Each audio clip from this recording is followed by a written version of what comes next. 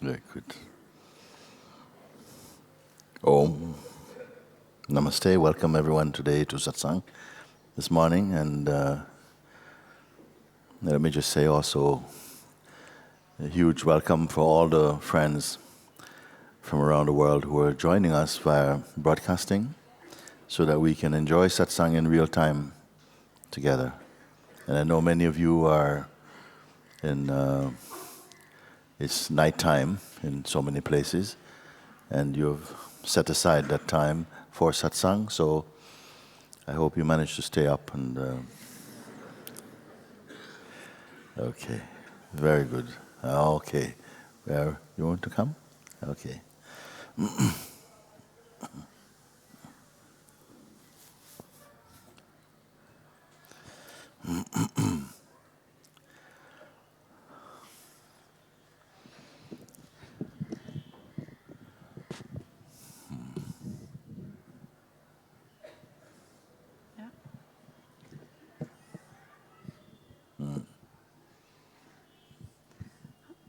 Hi. Hi. Sorry, I'm a bit overcome. Don't rush, it's okay.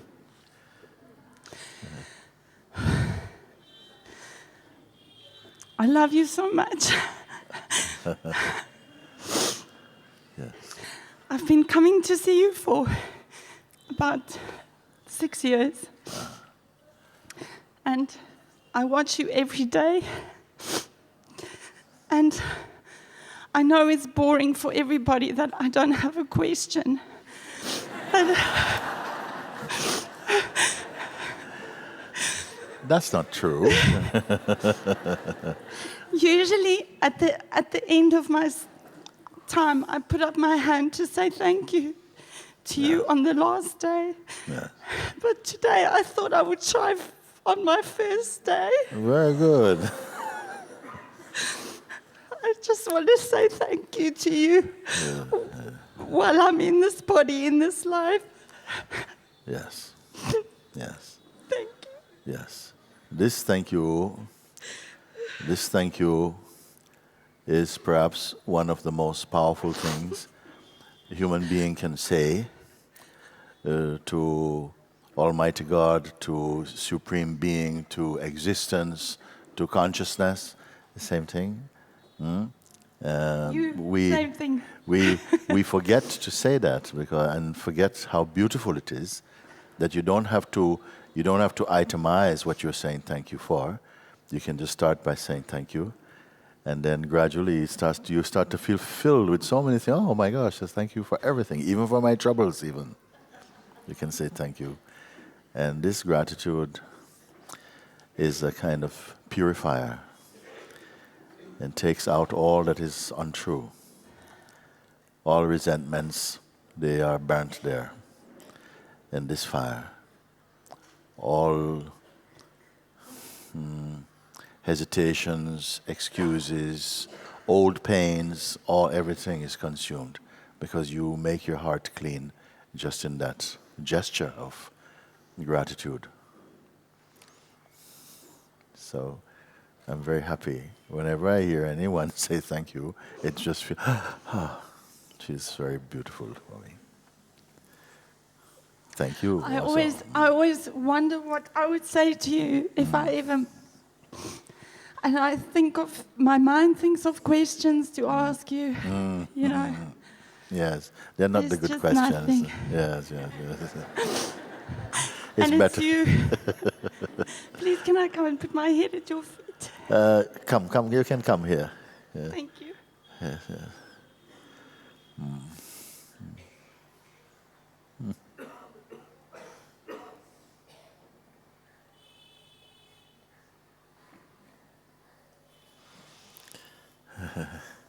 These are my feet.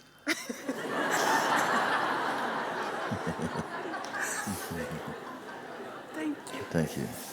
I love you so much. I love you, darling. Thank you for everything. Thank you. I love you, thank you. I love you too. My whole heart is yours. Yeah. Thank you. Thank you. I love you.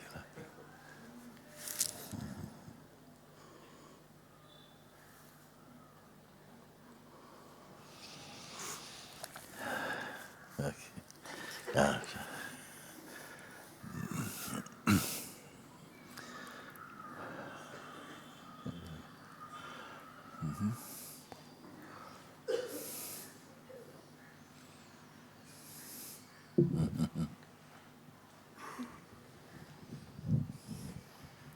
Hello, Guruji. Hi. I'm saying the same thing. The only thing in my heart is gratitude. Ah, true. Ah, true. This is very good. Anything more would be too much. I'm standing here because I have an email from a friend who will be watching online, Okay. and he has a new wife, and it's found that she has cancer. And he wrote an email and asked if I could ask it to you. Is that okay? Yes, please go ahead. So it says, I have a question for Mooji. Maybe someone will ask it, or it has already been asked. Can prayer make a difference? If I pray for Natasha to be healed, or for her pain to be soothed, or if others pray for her, can it make a difference? Is the prayer heard? Yes. Of course, we must ask who is asking. My feeling is to ask implies a personal self is asking, because who else would ask? But still, even if it is the personal self asking, would grace respond to this? Yes. Yes. Prayer works. It works. With faith also. I mean, if you simply ask mechanically, casually, you know, oh, I want this. Many people ask, oh, I want this, and so on. And they feel that they don't get what they want. It doesn't mean your prayer is not answered also. You don't always will get what you want. You see? But a prayer, in fact, when it is presented with a heart that is yearning, and then you must then leave it at God's feet. You know, you say, please, this I put this prayer in front of you, that you will make this as a powerful an experience for her, whatever is needed. In fact, this is what we should pray, that whatever is needed on this soul's journey, you see, to bring this one in front of you into your heart, then may that come into being. More than, oh, please don't let me have pain, and don't let so and so, because pain is a powerful teacher also. I don't think we really grow or deepen without some tension, some intense experience come, you know. But even then, we don't know. Often this is alleviated, or sometimes the pain comes as a gift, or it may induce your husband or your friend or your mother, your parents or whatever, to then seek prayer, which is engaging them also in a direct contact with the innermost one, like that. So all of it is good. It is all good. And I'd mind to his prayer also for that, you see. But sometimes we don't get what we want. You go to God always, oh please, I want. One story, one boy, he said, I've been praying to God to ask God for a bicycle, and I never got it. And then he said, so I went out and stole one and asked God to forgive me. So we have very strong desire. I want, and this is very the attitude that many people have towards that God is just, give me. So, of course, you brought up two things. You said, to ask who is making the prayer. I would not do this. I say, if you feel in your heart to make prayer, just make the prayer. You don't have to ask, who is making the prayer. If you are already following the path of Advaita, which I point out to, then you can follow this. Then you will see how powerful your own self-inquiry is. And I don't feel that necessarily they're so different, but the one who actually, there's a beautiful hadith of the Prophet. It said that he who seeks God finds himself, and he who seeks himself finds God. Like there are two wings of one bird or something. Some people say, but if you are speaking Advaita and non-duality, how can you speak about God and so on, you see? So these are more kind of academic questions. The one inside the experience knows. Sometimes that inspiration comes in your heart to pray and to seek God's intervention and so on. Another time your inquiry comes in a much more powerful way. I would not try and fight and argue with yourself. Just go with the flow that arises inside your heart. So I hope he's listening, and that whatever is needed, because things don't happen for absolutely no reason like this, at least for no opportunity. Let an opportunity arise here, and may the outcome be something very beautiful. I was just going to say, I think already the process itself has brought forth huge surrender and great love and great beauty. Yes, and already. Appreciation also. Thank you so much. Okay, very good.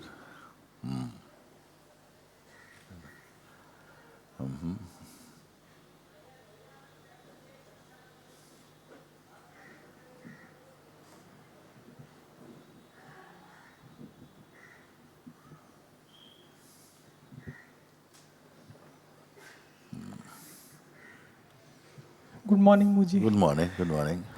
Thank you for being in Rishikesh. Thank you. Mooji, in my case, I'm getting all the things you are saying and understanding deeply in my heart. But in my context, right from the childhood, but I feel that in our society, we are getting all things together. We are gathering as a child, getting toys, and then grew up and having studies, getting knowledge. All things we are getting. And what I understand from you, that now I have to get rid of these things. All the materials from inner my heart, I have to soften the grip on these things, studies, materials, then my body, then personality, ego. There is an easy way. There's easy way. Because I don't like to tell you, get rid of this, get rid of that, get rid of this, because you see, how are they there in the first place? Because we are attached to them and feel like now without them, our life will be less enjoyable, will be less efficient or something like that. Even not so long ago, it's like a cell phone for me is a completely new thing. No? The first time we heard in my town this mobile phone or whatever it like, it looked like a ghetto blaster or something. Somebody was walking with this big thing, and very proud and all that. You see, and it gets smaller and smaller and smaller, and now everybody has one almost like this. And then people lose their phones. Well, it's not just a phone, but you lose your contacts and so on, and you see how much of upheaval it seems to make, and we feel we can't live without them. So many things we think we cannot live without. But in spite of that, I don't want to necessarily push this as a test on someone, because I don't think this is the door to go through. You only need to find out who you are. When you are discovering this, you will properly see whether something wishes to be free of the attachment to things. Things in themselves are not a problem, but it's your attachment to them. It's not the thing in itself, but It's what it comes to mean for you. And if it means something so huge, then it's taking up a lot of gigabytes in terms of your own attention and so on, then this is not good, you see? So it's not necessarily the things. The things are not bad, but the attachment to the things, to the point where you feel that your life will not be beautiful without it. This is a delusion. This is not true. But nevertheless, there's no need to say, oh, get rid of these things. Who create them in the first place is the Supreme allows them to be there also. But they're not there to make you fail. If you're smart, you can use them to good advantage. If it was not myself, I'm coming from old school in a little bit. At first, I'm a little bit resistant to technology. I'm not really good with it. You see, like that. People think also, I have Facebook. I don't know about Facebook. I don't have any Facebook. If I want to watch, somebody has to show me and things like that. So I had some initial resistance to new technology and so on. But look how it turned around, that now we're using the very same technology also, that many of you came through this very technology also. So everything has its use. But what it come to represent for you, that may be not wholesome. You see, like that. So I don't want to say, now you have to give up this, must give up this, and you must give up your studies. No, this is not helpful. You see, because even as you awaken to the truth, there is nothing to stop you from going and continuing. If that is what gives your heart joy, no problem. I don't see a problem with it. So first, let's get the priorities right. Priority means to find out what you are. Because you may give up all these things and still don't find out what you are, and then you start to curse me. Mooji said to give up all these things, and now I got no job, my wife has thrown me out. And so, no. So I just say, let's look at what is important, is you discovering the truth, your true position, in terms of how your life unfolds, and whether you get caught up in the seeming mischiefs of the mind or not. All of this is the fundamental thing. Find this out, be one with this, and you will have no doubt, have no fear, nothing like that will be trouble you. Mooji, I don't have any fear, but understanding all these things and not being established here. What it means not being established? What means established how? I'm having the glimpse. Sometimes I'm having the glimpse. Even yesterday when you said that you see that but observes, and whether this observer can be observed. Okay.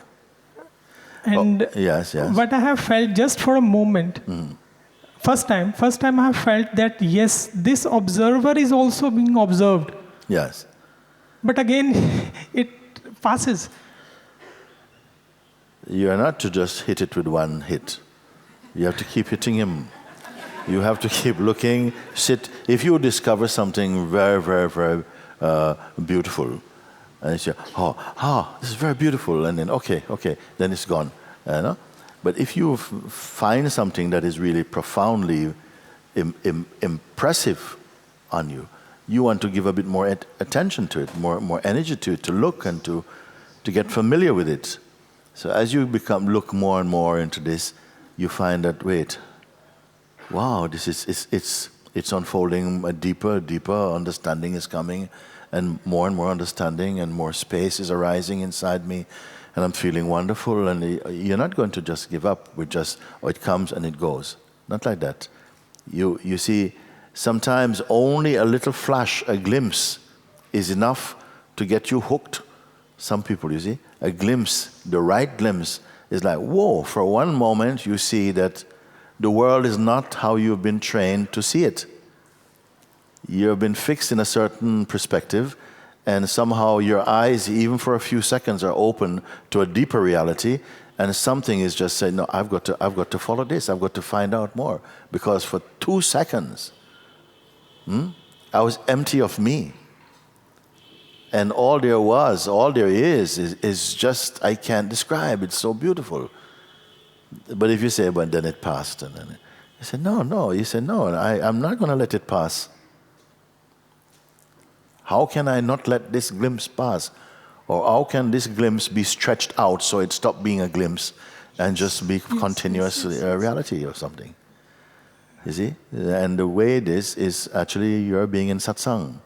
And gradually sort of like listening and following through, because everything that I'm pointing you to is fresh food to be eaten now. Don't put it in the fridge. Everything is, as you say, everything point now. Your life is now. Now. I don't mean, okay, it's not later, but it's now. Later will also be experienced as now.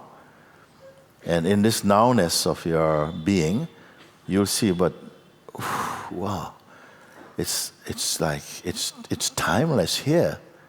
It's timeless here.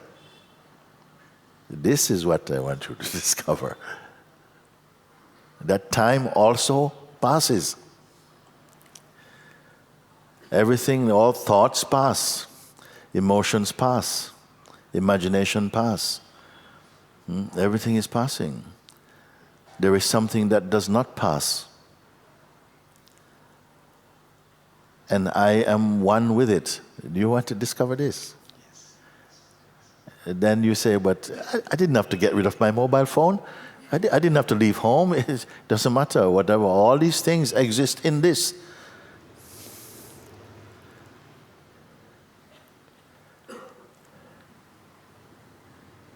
The one who wants to get rid of this and get rid of that, maybe that one will be gotten rid of also.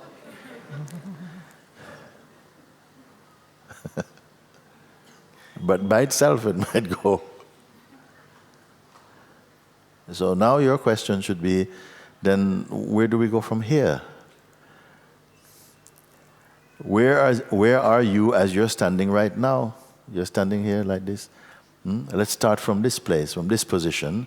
Now you discern your what is your, what can you say? Who are you in this moment? And let's see in what direction we need to go. You have to start like this, and we will work together or show you together. How simple. So at this moment, I'm feeling I'm the observer, observing all this as an incident taking place. You're observing that? Observing all this, sir. Yes, so the senses are functioning by themselves. Yes. You didn't have to go and press any buttons, nose, ears. No, everything is happening by itself. This is the marvelousness of consciousness. Things are just, the information is flowing through, but nothing is sticking. You don't have to manage anything. You're not managing anything. You're not now in front of some divine computer or nothing. You're just here. And you're aware that the functioning of perception is taking place. You see? So it's all on autopilot, but I feel autopilot. Autopilot is very good. Everything is on autopilot, but yes. suddenly after some time, there's a tendency to get back on the steering. Yes. Then what happens, even if it's a tendency for something to get back in the wheel, that also is in front and also perceivable. That has to happen also. Because at the moment you say, now while I'm here, I can see that, but all the functioning is on autopilot. I'm just here. Even my mouth speaking is autopilot. Absolutely. Mind understanding is autopilot. Breathing, autopilot. You see? The sensations, everything occurring, autopilot. What are you doing? Who are you in all of this? Where precisely are you? And what are you doing? What are you? So perceiving all these things. Yes, perceiving these things, but yes. I couldn't find the place where I am. I couldn't find. Yes. But that's good. What is great is that you know you are. Yes, I exist. You have natural sense, I am, but exactly what I am is, you don't know. Yes. Isn't it? Don't know. I can push a little further. Is it something tangible that you can probably look at and say, so this is the I am? Is it possible? No. No, not possible. You see? Does this create some confusion? No.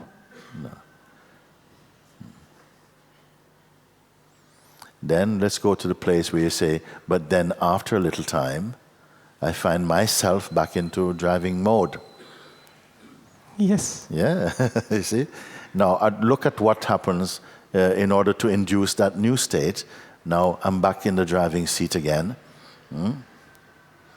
That's another sensation occurring, but it is so familiar, so habitual, that like a reflex, a judgment comes and says, okay, there we go again, I'm back again doing this and stuff. And because it's not questioned, it seemed to be allowed to be, this is the registration of what is happening. But it is also only another sense. That underlying space where there is just pure intelligence, aware of itself, so to speak, that has not moved away. It has not moved out of the way so that this new thought can come. It is here. You see? So, It's the attention, total attention, that at that time, the attention goes there. Yes. On that. Yes. So involvement is much more. Yes. And for that time, and the moment I recognize that I am already indulged into that. Yes. So again. Yes, it doesn't matter. Don't punish yourself for that. The minute you discover again that, okay, something seems to be, the attention is all caught in this traffic, the instant that is recognized, you're here again. You're just here. That illusion is finished. You see, you can say like that. Let's take it a step at a time. If you were intending to meditate, you're sitting meditating, and then instead you find yourself walking down the beach, up there, walking along the beach, looking at pebbles, and this is a nice one. Put in the pocket, and walking, and then you're 5 miles down the beach. You see, and suddenly realize, everybody, as soon you're there and you're picking up pebbles, and then suddenly you hear, oh, so everybody, oh my God, and then so instantly you realize, my mind has been drifting all these 5 miles. Do you have to walk 5 miles back to come back to you? No. No. So instantly you're here. So in the same way, when the attention is going like this and it's recognized, you recognize, but actually this is all just dream stuff. I'm here. Mooji, but there's a sense of guilt then, that I have been there for this purpose, but then drifted away and then came back. But yes, you can use the guilt for a little tiny bit and say, look, again, this is a waste of time or something like that, and but don't keep going on over this, registering this sense of failure, like, every time I sit, this happens, because that actually is when it tends to happen, is when you actually sit with the intention to rest your attention inside the heart or something like that, and then you find the mind says, I don't want to cooperate with that. I want to go for a walk down the beach, basically. And then you and your mind, come on, bring the attention. The mind. And then he starts to walk off and like this. But even easier than this, I'm going to tell you. Easier than this is that even your attention, you see, is also phenomenal. Meaning that your attention, whatever, the attention is one of the most powerful tools you have. So that wherever it contacts, it becomes your experience like that. You see? But powerful as it is, it's still not you. It's you who witness attention. Even inattention, lack of attention, shaking attention, it's still watched in the awareness that you are. The awareness only needs to be aware of awareness, not where the mind is trying to get to. This is something secondary, that's a lesser thing. The awareness somehow becomes aware of itself.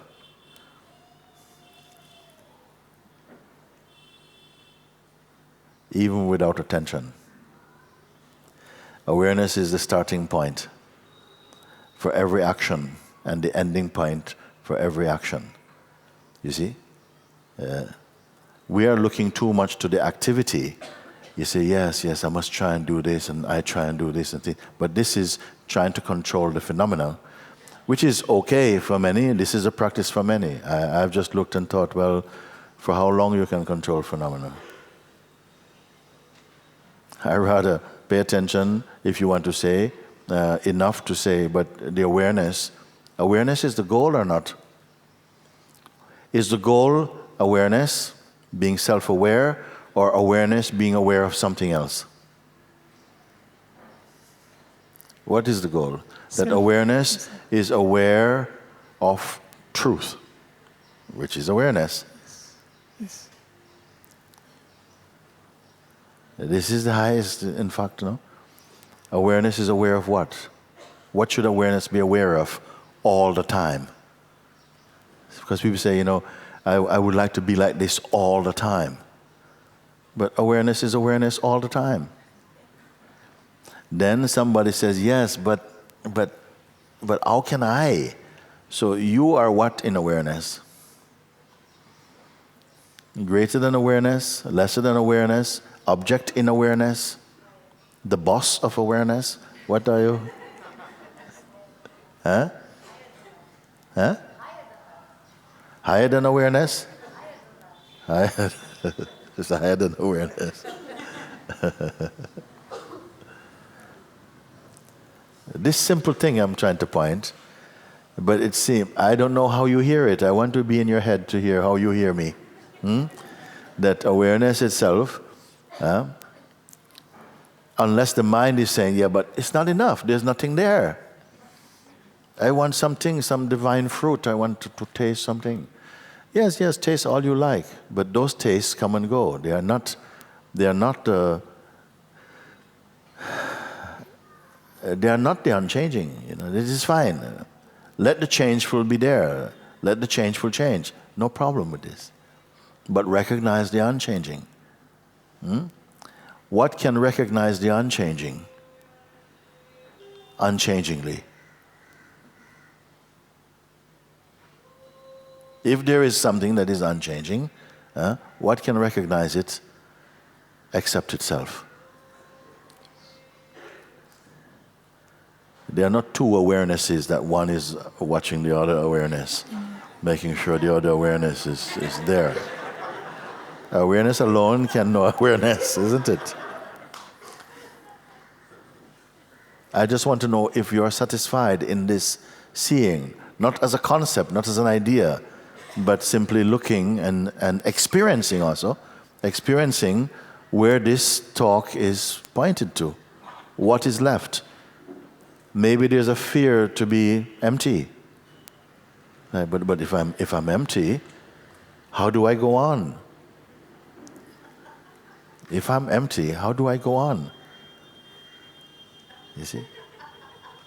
So you see that the urge to go on is greater than the discovery of your fundamental nature. And that itself is only a doubt that can exist in the mind, not in the awareness itself.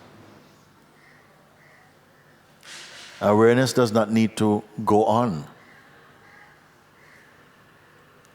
All these are secondary, all these are lesser things. It can't go out. It cannot return.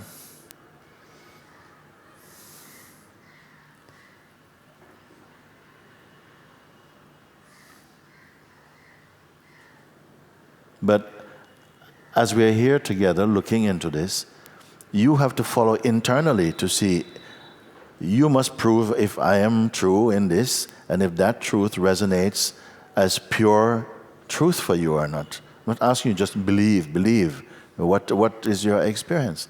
Where are my words pointing? Do they land on any object, on any idea at all? First of all, if you land on any idea, don't be comfortable because it will not there. The floor will move from under your feet.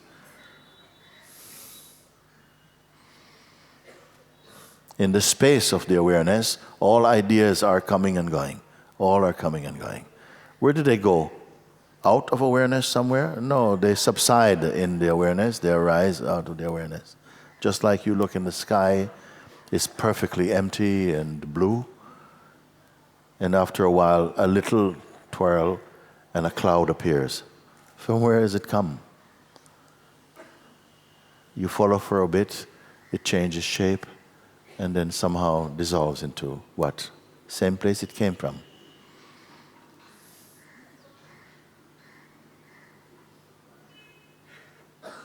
You are the witness of this. I think, Mooji, I'm giving more importance to these things than to the self. It's a habit. It's Yes. habit also. The habit of consciousness. That once consciousness portrays itself as a human being or as a person, it's a kind of package deal. It comes with those tendencies, which is to give importance to the traffic, to the movement, which it's constantly commenting on. The mind is constantly commenting, oh, this go over there, to put this over there, and oh, next week, time going. And we are constantly on the desktop in your life, like this, you see? And you who is doing it is who? You need to find out who this is, because you're putting everything into that. Family is there, friends are there, appointments is there, life is there, your meditation is there, everything is there.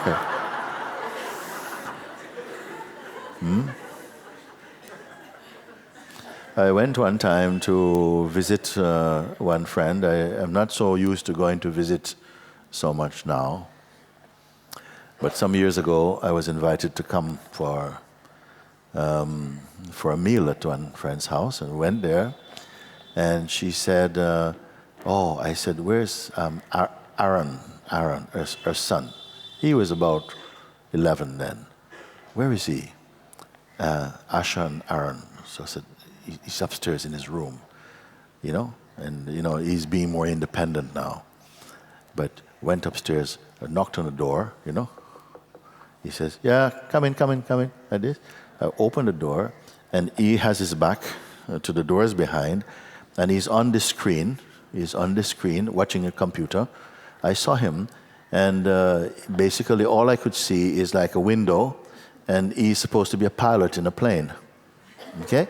And he has these controls, and he didn't. So I said, hello, Aaron. He goes, hello. Hello. I'm flying my plane, of course, So, so I'm watching, you see. Then I felt very good somehow. I said, there's something in this.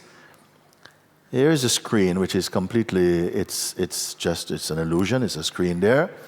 And he is here, sitting in his room, but he's also sitting in that airplane, in his mind. He's in the airplane, flying a plane, but he's in his room, knowing that this is his room, enough to say, hi, he's inside here like this, no? And then behind him is me, looking as well too. So I saw something like this, you see? That, okay, like that. So it's almost like I'm looking, at the projection of myself, sitting there in this room, sort of like playing as though I'm in another box, flying through the sky, like this. And I see that, look, it's amazing. So much energy, it goes there, for fun, of course, and nothing to stop there. But there was something in seeing that we give a lot of energy to. We are working in life, and time to go here and this thing, and send this email, and we'll do this thing, and my friend is coming, and so on and so on. And the life is there, and you're seemingly this body inside is you, saying, yeah, this is my brother, this is my friend, this is my job, so and so and so. You see, and does it stop there? Yeah, this is my world. You see. I don't want to give up anything on my world, because this is my world, okay? But then I say, but are you aware of your world, of course? Yeah, yes, of course, And then also you and your world, are you separate from your world? Well, yes and no, okay? I'm attached to it through here, I'm linked up through here, but also it's all feeding into me here. But is there some space behind also there? Where you are watching you and your world? Is there anything like this? So I don't think we go this far. Life does not require you. Your family doesn't require you to do that. Employment doesn't require you to do this, to go that far. Nobody requires you to do that far. We are engaged with from the perspective of the person. What the person is doing, even the person's spirituality also. And the person is having a glimpse. I got a glimpse, and then somehow it's still back because this world is too tight, You get a glimpse, and then there's one it's back. And then I say, before once, each morning we wake up perhaps from the dream state. But to be fully awake, you must wake up from the waking state also. Funny thing to say. Yeah? Each day we wake up from dream. Okay, good. But to be totally awake, you must also wake up from the waking state also. What it mean? That even, how can you call waking state waking state? How you can call it wake up? Mean that you're saying that the waking state is kind of dream. Yes, I am. Then what is dream? What it mean by dream? It doesn't mean your eyes are closed. Doesn't mean you're in bed. What it means dreaming, you see. That we are taking to be fundamentally real that which is transient. We're behaving as though what you experienced yesterday is still stable today. But our experience is continuously changing. Even in relation to the same object, other factors are contributing to each moment's experience. But the mind is a way of photographing an impression and retaining a kind of continuity with this image as though it's fixed, but everything is moving. Now, sometimes we don't want to hear that because in our world we have created some things that are fixed, and then we take a sense of security from their sense of fixedness. So when you begin to look and find that they are not fixed, only in your mind they are fixed, then it can feel a little bit, I don't know if I want to go further, because then you're destroying my museum.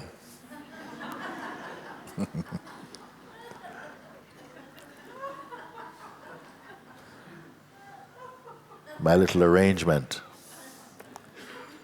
But as you now here in Satsang begin to really experience and recognize who lives, what lives in this body, and is somehow aware of the senses, the information of senses, the temperature, the sensation, knowing the difference between imagination and actuality, have the sense of time and growth, aspirations and attachments, selectivity, all of these things.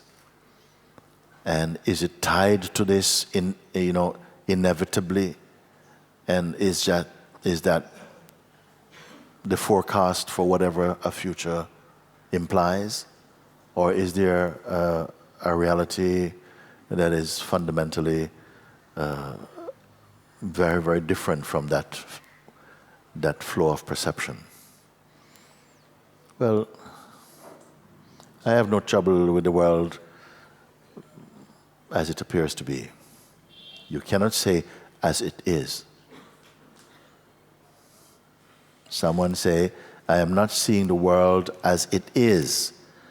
I am seeing the world as I am.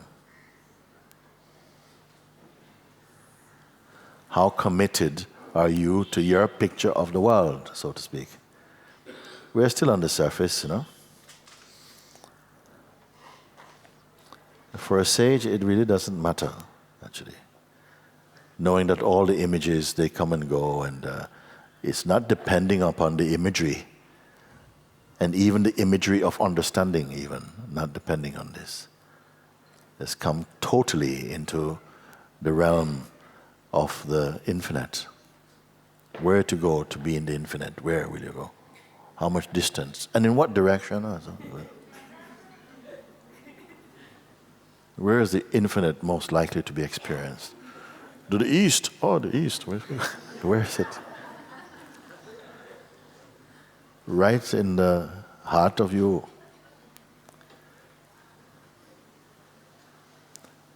These conversations and pointings are going to keep getting simpler and simpler as you assimilate them energetically, because I'm not here to give you lectures or so.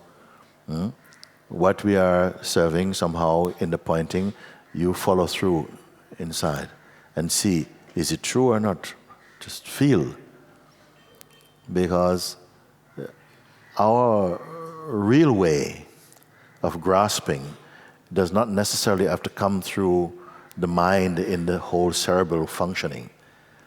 If you find that somehow you are resonating or in synchronicity with that inner vibration, you will know what I'm speaking about automatically.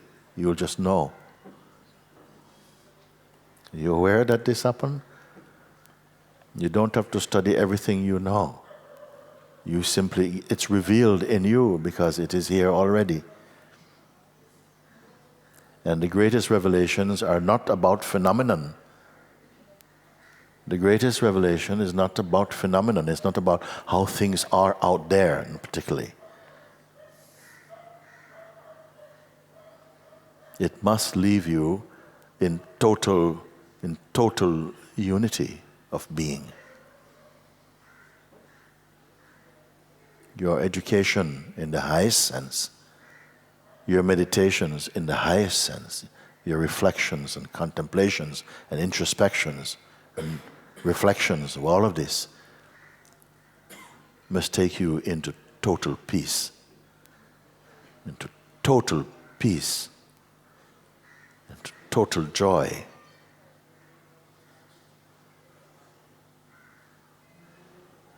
Contrary to our conditioning, that you must amass and build up and get more and more and more and more and more.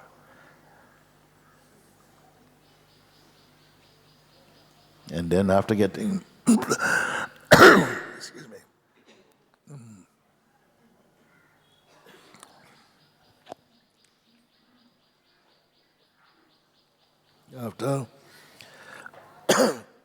After getting more and more, we find that you are attracted now to spirituality, which is going the other direction almost. Now all the things you have amassed now, you're taking big laxative now, everything whoosh. And then I said, don't worry about this. Not even that. I point you simply to discover what it is that is perceiving all of this, but itself cannot be perceived phenomenally.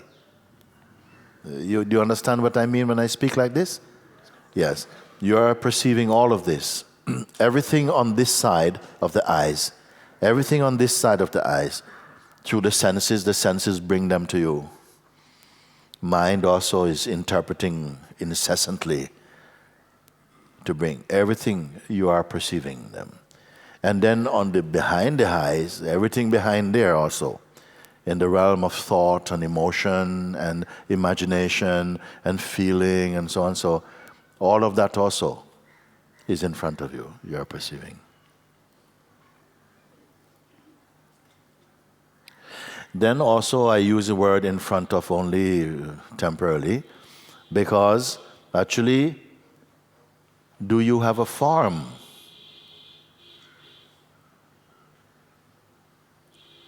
That which is perceiving all this. Where is the location of that which can perceive outside and inside? Where is it? And what is it? Is it objective?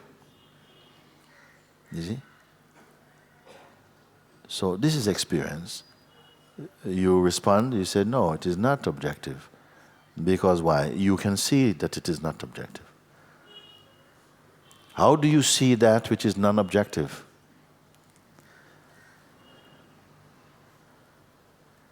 You see? With what power do you perceive that which is non-objective? Invisible. How do you know it? How do you know it? It's in perceiving that that I am. Say? I'm perceiving this that I am. I exist. Yes. Yes. Therefore, I exist. anything which is being coming through these eyes or all these senses, Yes. that is being perceived at that point. Yes. And on top of this, the full functioning of the perception is perceived as well, isn't it? Yes. Can we speak like this? Or have I gone too far? Have I gone too far? No. Okay, so the functioning even of perception, you know that I am, you know the sense I am. No? Nobody taught you this I am. Everyone here, either with words or through some way, knows and use the sense I am as a reference to yourself, isn't it? But your parents didn't teach you to say I am. Nobody taught you to say I am. It came spontaneously, announcing itself in this body, I am. Who is the I that am? Am means to be, exist. I exist. Who is I?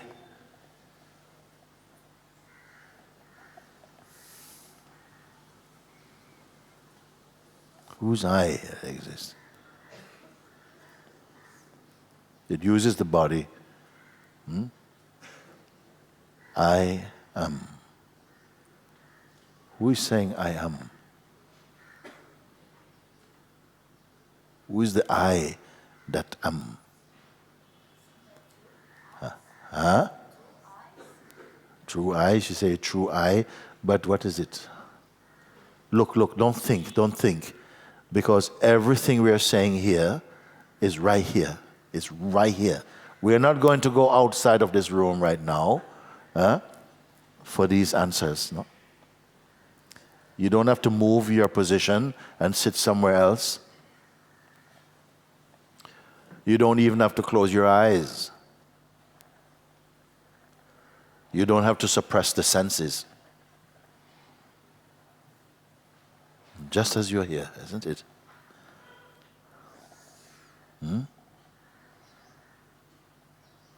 I am. When I ask you this question, who is the I that am? I'm not even waiting for your answer. Just saying, allow the question to happen. Who is the I that am? Already, something should be happening inside you. Something happening inside you. You see. You're not a piece of wood. I did not ask a piece of wood, who are you? Huh? And it says, I am. No, I'm asking some living power here, who are you? You know? That says, I am. Who is the I that am? And what happens now? Your answer, if you give me an answer verbally, this verbal answer will just seem like another concept. It will be dry. Why? Because your mind is in an introspective mode now.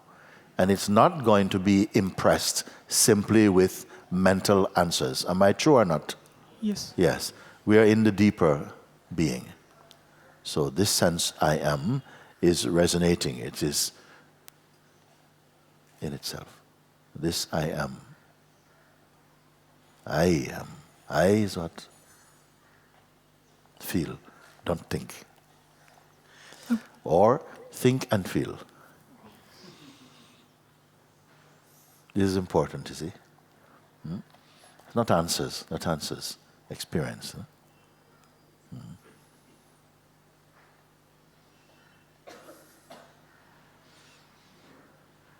Your mind wants to help, you know.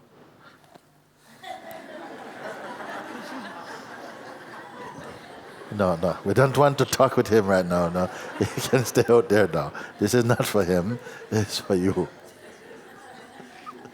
Mooji, mind is not finding any words. Mind is not Not finding any words. Not I cannot finding. explain in any language or any word. Yes. So you see, now he can't do anything now. He's locked. So we leave him over there.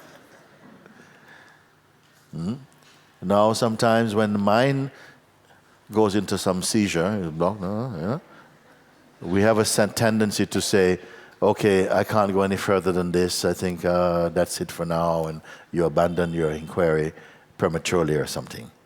But no. We are still in the very heart and the pulse of the seeing. Now your mind cannot disturb now. Yes. He's out of his league now. Isn't it? But you're here. You're here. Mind, but you're here.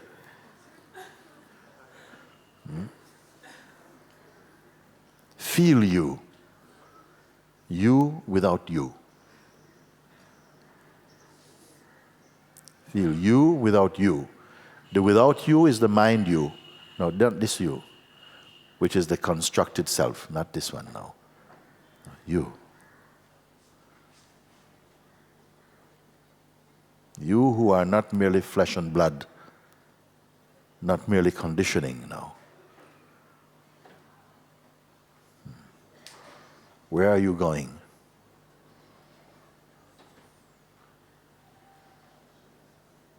Where do you need to go? Where have you ever been? Where did you begin? Feel you're in the right place now.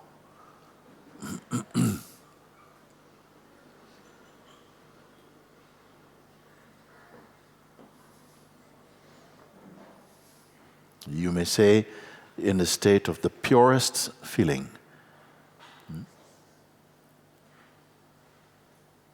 Maybe even a feeling-less feeling. So subtle, no? This.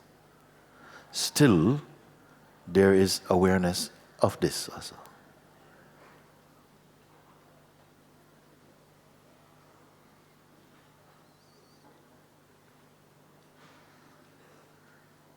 Are you containing yourself?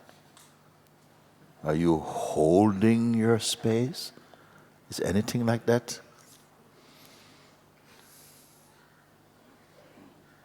Who is now in the experience of what I'm speaking? Very good.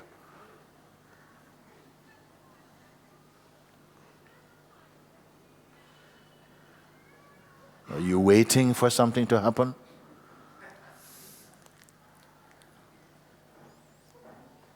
So this is your natural state. Be clear, it is not a state of mere inertia. It's very different. Inertia is kind of tiredness, not inertia. It cannot be qualified at all.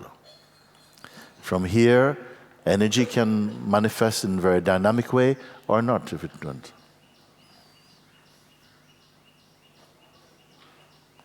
Is there some restlessness also? Is there some restlessness also? Sometimes some restlessness begin to come because the mind is something, yeah? But there's nothing to do about that. Don't worry. When that baby cry, you don't have to pick it up. There's a mind. No, it's not that thing. You are not that also, and you should be able to discern the difference now. You have distilled your being from the contamination with psychological identity. Now you're in the stillness. You're a distilled being, you can put like this. Still even awareness of this. Both are there. Don't dismiss. Both is here. Not one and two are here. Both is here. one thing, maybe two-aspected you can say. Look, we're not tight. We're not tight. This is not... You are not keeping anything up. If you find yourself doing this, it's the mind trying to do something. It's not necessary. There's nothing to keep. Now somebody may say, yeah, but how can I stay like this? Well, how are you staying like this now?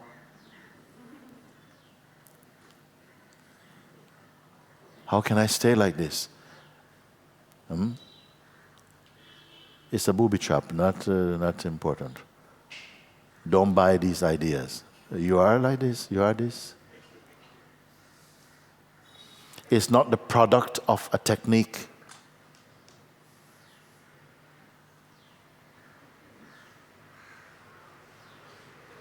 Now my question now, can this fade? Meaning that as you go away, walking, it's getting weaker. Then by the time we get to the main street, it's gone. Somebody goes, chapati, and it's gone. Oh my God. It's gone. Oh my gosh, I must talk to Mooji about this. I mean, is it like this? Can it be like this? No, it cannot, Mooji, but what is happening that the moment I go out, Yes. attention moves. Still Yeah. now, Yes. my Who is the total I attention that go out? Body go out. Who is the I that go out? I wonder if we can be clear about these things. Because they say the devil exists in the subtleties, no? In the details. No? Some blind spot is there. Something keeps saying, but it's okay when I'm here, but when I go out. So I say, do go out and check. Something happens when I go out, when I'm in contact. When I'm in contact with other beings, somehow my attention just gets scattered or something. How many times we have said that? When I go out, somehow somebody goes, hi, ping. There goes heaven. We're gone there. What has actually happened then? So for this reason, many sat and they contemplated. They didn't go out. When they came to that recognition, and sometimes myself have said, I send you home, get into your sleeping bag of inquiry, and sit there and marinate in that. Marinate. You're like a jacket potato now. You just have to marinate in your place. Because all too often, we want to go out, you want to share the mind. No? The mind says, oh, you've had a hard time in there, haven't you? Like all this intense meditation. Let's go and have some fun. And you want to go have a chai shop and this type of thing. So sometimes you have to go for yourself, sit a little bit, and it's like you're in a kind of fire. It's like your mind is in a fire. Or your being, your body is in a kind of fire. You can't hold anything together, but you don't need to. You feel shapeless, but this is okay. This is okay. None of this means you have lost something or you've fallen from this. The mind wants to put all these. It's going to send you lots of little SMSs. You're not doing so well. Look, how you feel. You better go and speak to some friend. No. No Twitters from your mind. So just you be like that, and stay with it. Just sit with it. You don't have to be working something. No, just sit with it. Sit with it. Sit with it.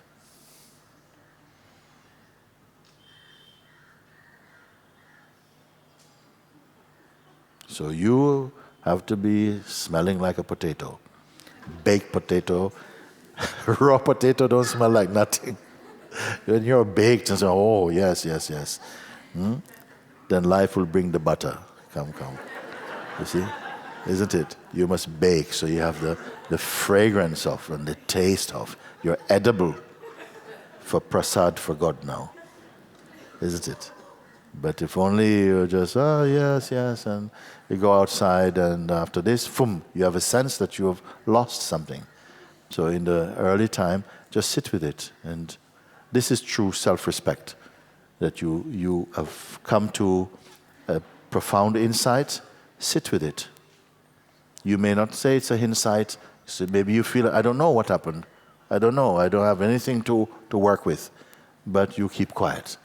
Just keep quiet. Don't try and keep assessing yourself how well you're doing. How well you're doing. No, forget all about this. It is another thing the mind wants to do. How well I'm doing. Suppose you plant a new seed just germinating now, and every day you pull him up to see how the roots are growing. How much the roots are growing. The poor thing doesn't stand a chance. So you just, even in the dark, you're growing. It doesn't matter. Don't worry about that. So, just like this. Very good. Very good. Thank you. Please come this one.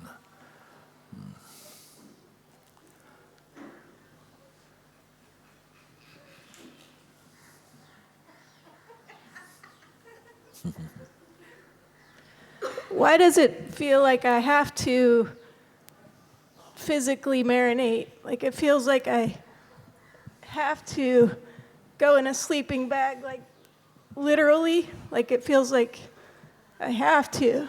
It feels like if I go out. Then do. No, then do. Go into it physically. Then the mind, it says, oh, but you hear about these people who do it in a cave for 7 years and it's not necessary, but it feels like, oh, I might come out of the cave or my sleeping bag, and it's no different. But it feels like you should not go in the sleeping bag with that attitude. Yeah, something feels you understand? You just go because something compels you. Don't just go mechanically. Don't just go and sit down. Don't just go to the Ganga and just sit down. Unless if someone say to you, go and dip 3 times in the Ganga and it hits you on fire, then you better go and sit 3 times. It's good. But if somebody goes, you don't go and do 3 times in the Ganga, and you feel nothing, why would you go? You have to be moved in some way. You have to be touched in some way. And then it doesn't matter what other people think about it. Because you're moving from in a deeper level, you're moving by someone, not just mentally. Something feels like I can stay in the sleeping bag and be around, and then something feels like I can't. I have to physically go into a sleeping bag. I have myself felt that I need to go and be in one place and just sit there, just feeling, and just sat there. You see? And it is so beautiful. Because gradually, in the beginning, maybe the mind is, but gradually, somehow, you find a deep, beautiful warmth has entered your heart. And you feel completely cradled in that deep inner feeling.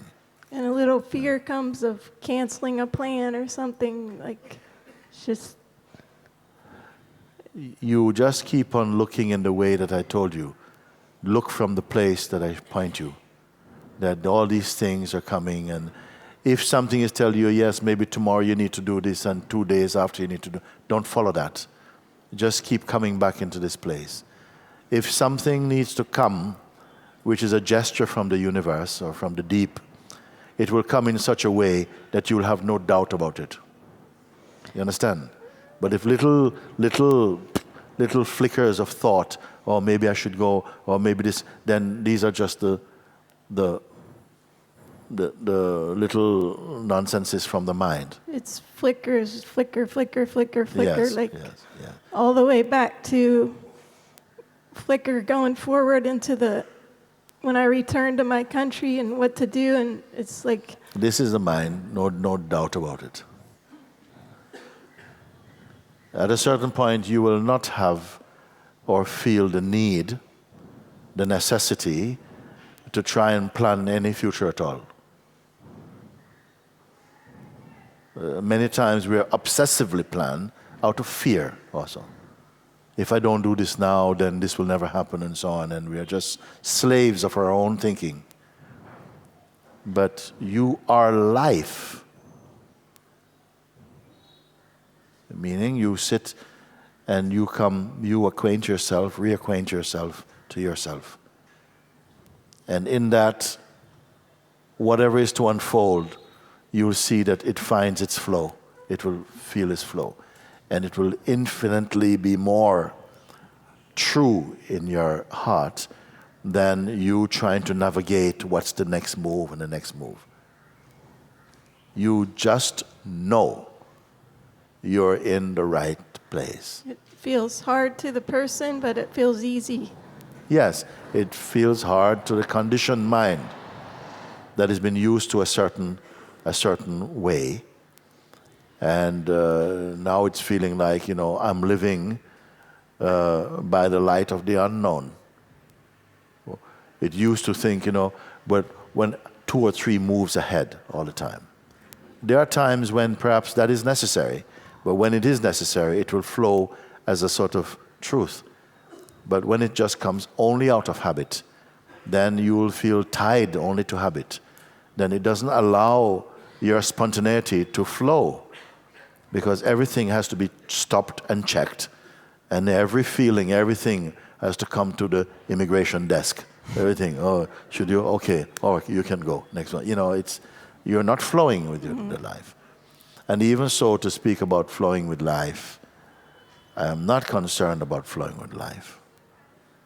You are life. Life flow. I don't have to worry about, do I have to ask the water how to flow? No, it flow. If you put it in a glass, it will not flow. But it's still water. It's okay. You see? Thank you. Okay, very good. You come there.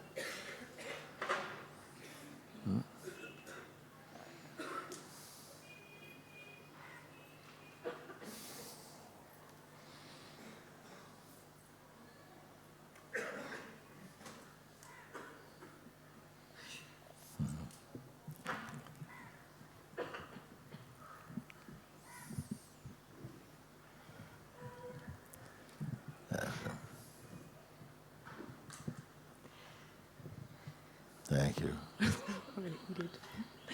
Thank you, Mooji. It's okay. All right.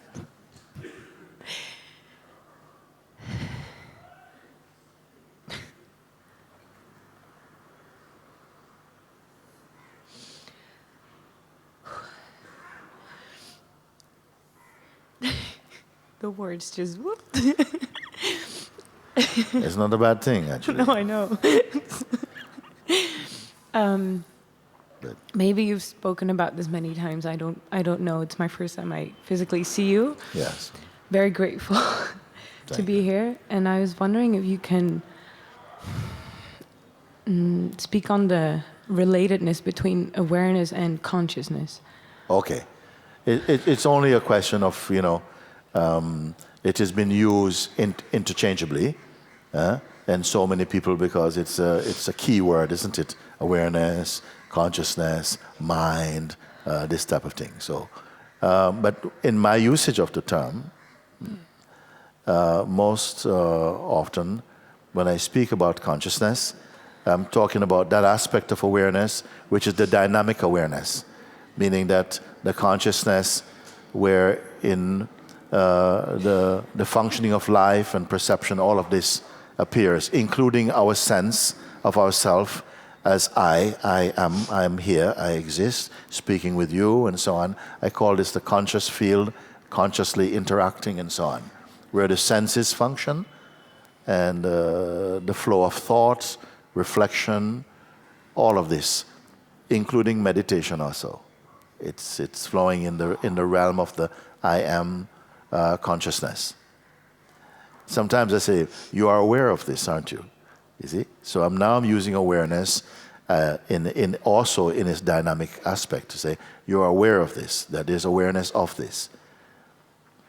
Because we are not speaking about quantifiable things, like objective things, so I can say, it is like this on Monday and like this on Tuesday. And no, we are speaking about that which is, it is one, but it has a dynamic aspect, which I call the expressing aspect. I call consciousness or mind. I say it like this. I use the term mind in a much more a more gross form of consciousness. Mind in the form of names and form and desire and all of this type of thing like this. But they are one in a sense also. Awareness, when I speak about awareness, for the most part I mean that which is unchanging. It is unchanging. It doesn't wake up and go to sleep. It doesn't move about. So I would say, sometimes I say the mind is like the wind.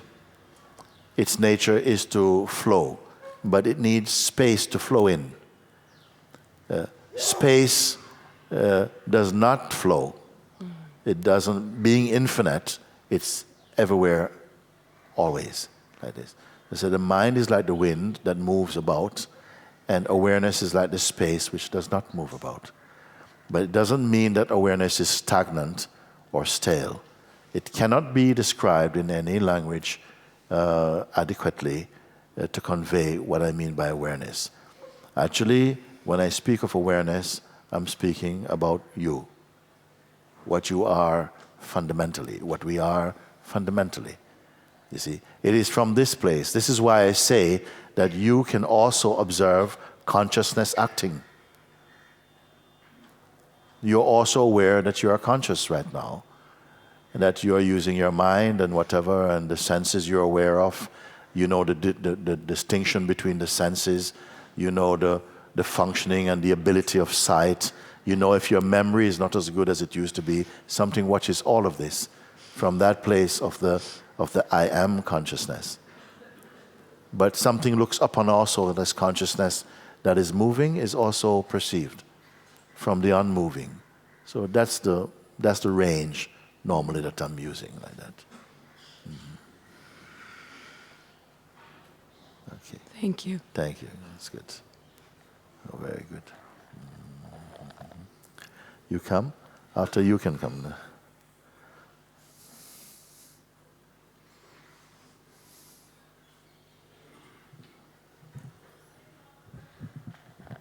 Namaste, Mooji. No. It's okay, it's good. And thank you so much for your existence and presence. Thank you. Though you've just answered what was there inside, but something has really compelled me to get up and expose something that's inside of me that's probably in hiding, and just to surrender that lurking, hiding personal identity that's still seen and experienced, and to completely surrender at your feet.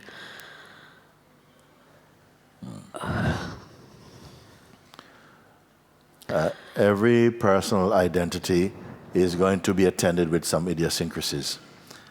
There is no perfect personalities. There are always, when the person is there will be some strangeness will be there. It's just impossible. They go together somehow, the sense of personhood. And I want to say something, if I can, just for a little bit, that very often people speak about being attacked by my thoughts, and my mind is so strong, and it's like the devil is at me, and I just don't know what to do, and why can't I go so and so, and why can't I come closer, and it's so difficult for me, and so on. Many people speak like that. And so, it's easy to say, yeah, the mind is a very, very bad thing. No? But this mind, this attacking mind, serpent mind, dark mind, whatever it is, actually, if you're smart, he's on your side, actually. So he says, as long as you insist on being a person, I'm going to molest you. As long as you insist on being a person or being personal, I'm going to nip at your heels, I'm going to bite you, I'm going to poke you, whatever you do, I'm going to keep on doing it. So who is complaining? The one who wants to be successful personally. And mind has been given the job to molest you. It's going to molest you. What is the good of this molestation? Is that in the end you'll have to give up. Not give up on the mind, but give up on the identity which is not quite what you are, to move into your fullness. This is what it does, actually. It's not only doing that. It has some nasty, nasty aspects also. Because even the ego is consciousness also. So this ego self is in fact the consciousness that has been adopted or made a self-portrait of itself as a person. So it is functioning in limitation. It is not its natural state. It is somehow become a kind of hybrid or something. And so the life will squeeze and chop and bite and poke and stuff for a while. And this poking and prodding helps us to develop the aspiration to go more deeply. When you are being molested by your mind, you will not like it. But as you aspire and go more deeply into your true self, you'll feel, maybe without this trouble, I would not have come this far in. You see? So I'm not saying you're going to go around and start to say thank you to your mind just yet. But to understand that usually this is what is happening. Because the psychological mind cannot intimidate your true self. It can only molest and intimidate your self-image, the idea you have of who you are at any moment like that. If we understand this, then you will not be so depressed about it. You'll use the chance when you feel under attack as opportunities to reflect. You know, why is this functioning like this? And gradually, if you focus a little bit on it, it will start to show something. Generally, we can go more and more and more and more into it, but the permutations are so wide that we don't need to do that. Let's stay just in that general term for now. Yes, the mind is what you've just said is what was really troubling me, because in the last 1 year from the last season, there was so much of spring cleaning in your terms only that happened, and so suddenly I was feeling left with a lot of doubts about even being completely realized or even seen the self. And it was like almost the mind convincing me you're not yet there, and probably the seer is not the real seer. It's the whole image of another identity or the mind that's ego or that's seeing it. Well, first of all, the seer cannot be developed. It can only be recognized, no? True. Because it's already there, you see? Yeah. So you cannot come under attack that says, you see, you failed. You see, you failed. You're not enough of a seer yet. You see? Then you must check it out and then come and say, okay, what does it mean when my mind comes like this and says, you're never going to get it. You're not going to be awakened because, you're not really the right seer. Then you say, okay, let me check it out and see what would the right seer be. But I see you. You see? I see you, Mr. Mind, coming with all of this stuff. You see? And I was already here before even you came, because I watch you coming. So how can what more can it say to you? Yeah, because the attention is more on the seeing and less on the witness of it. So you get so I get involved with the Yes. seeing Yes. and not really with the Yes. witness. This is due primarily to habit. We have habit like this. But don't give up because of that. It's like a reflex. Something keeps going back to the whole regime, basically, of looking in a certain way. But that will change. And it will change. But if what tends to happen is that whenever you get a sort of mind attack of some sort, it is always personal. That's how he gets you, see? All your troubles are personal. You know, you didn't do this, it's going to happen to you. You who? You who? Your God self? And the mind says, you, God self, you're in trouble. No. It is always to the person, which is when the consciousness is experiencing a sense of insecurity because it identifies too strongly with the sense of personhood, you see, like that. So right there, just to check in and see if this is true or not.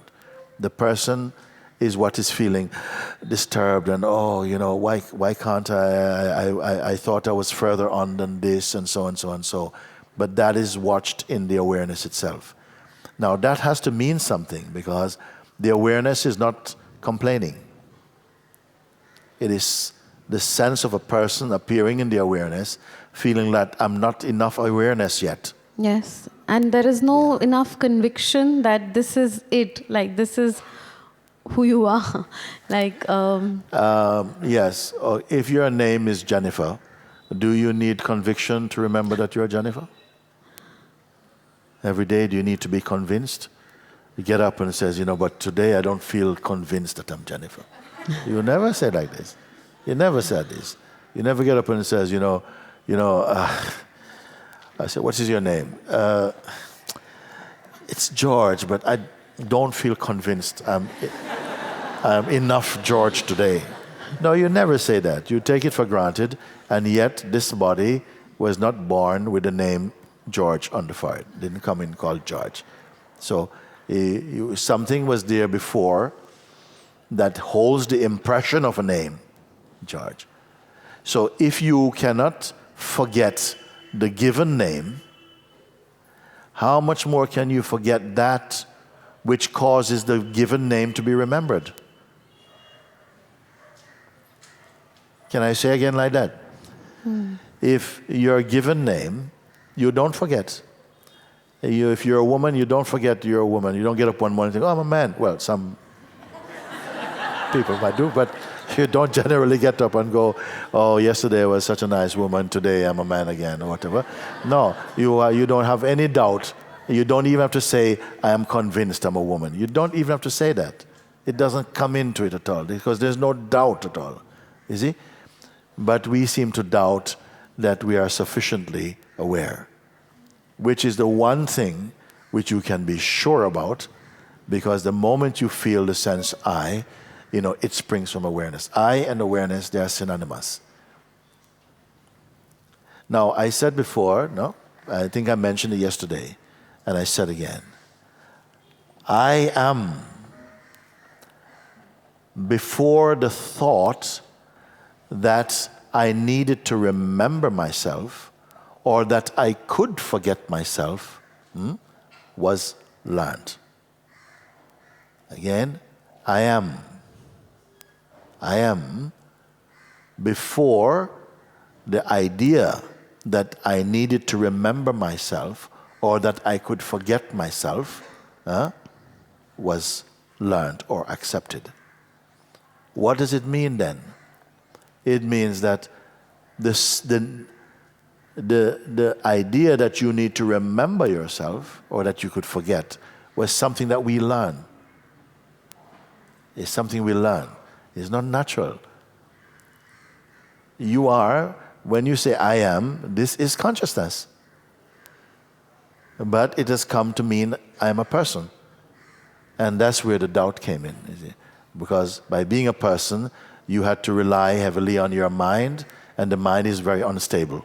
And this is how we became insecure and unsure, because we created an allegiance, a relationship with the psychological mind, and then felt its instability, its inconsistency, and started to refer to ourselves with this inconsistency. And this is why the doubt comes. That your consciousness, fortunately, in some way, you don't doubt your given name every day, because the devil doesn't need to be troubled about that. He can say, you're Jennifer, you're Jennifer, you're Jennifer. It doesn't matter, you're Jennifer. You see? But that you are consciousness, that has a power. You see? That has a power. But when you wake up each day, you don't meditate, you don't self-reflect or confirm your true place as consciousness. You simply get up like you did every other day. I am John Brown, and you step out the door. And so I'm an individual, I'm a person, and so when you step out to meet the world, so to speak, your unspoken announcement is, I'm a person, here I am, and I'm going to meet all you persons. So that becomes the world you meet. When you are consciousness, then everything becomes forms of consciousness, and your interactions is very, very different. Now, we may try to practice that for a while, and that's okay, fine, but I would prefer that you actually see and experience this directly, to come into that direct understanding, which will need to be strengthened through constant checking in and confirming, affirming, until gradually there's no need to affirm this anymore. In the beginning it will be like this.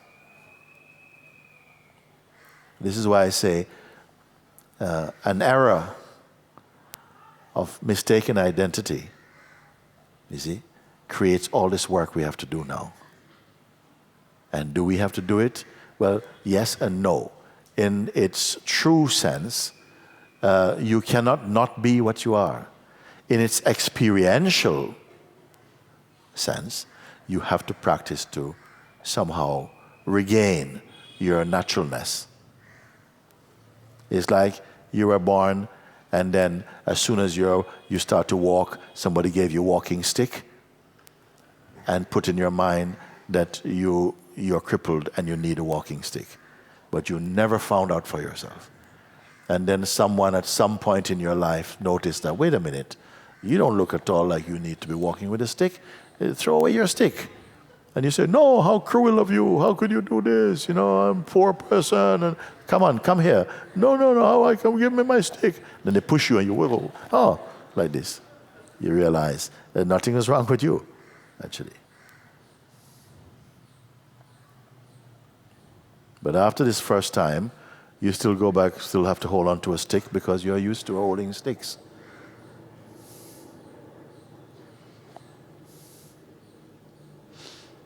Yes. And you believe that you are incomplete. And because you believe you are this person, which is ego. We don't like to say we're ego, but effectively that's what we embrace. And if you believe you are the ego, you will behave, your body language will convey ego, either in this kind of way or in this kind of way. It doesn't matter. You see? And then no matter what I may say to you, it still goes back to the ego, and the ego listens for a minute and then collapses back into the same state. So we either have to take you upside down and shake you, whack you against the wall or something like that, and then sort of to shake out of this state or something. No? I guess that's what. You seem like you want one too, doesn't you?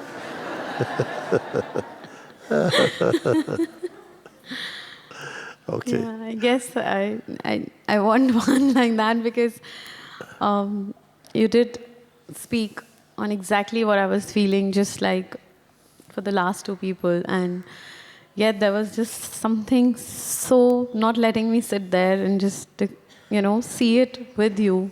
Yes. And what is it that is really there stopping? Thank you so much. Very, very good. I love you, Mooji. I love you too. And something, they have this attitude that it has to be sorted out Yeah. at this time, Yeah. Just have this feeling, Don't plan any strategy, just have this feeling that, yes, I've come to the whole feeling I had before I got up for this was that's it. Now I'm gonna be just free after this. No more of hiding. So I'm gonna go back free. Yes. Yes. Thank you. Yes, yes, yes. And you, as much as you feel to push forward, you push. I am very much not going to let you miss that chance. I will. Okay, it's Yeah. good. Thank you. Thank you, thank you. Very good, very good. Okay, at the back, you can come. Yes, this hand up. Okay.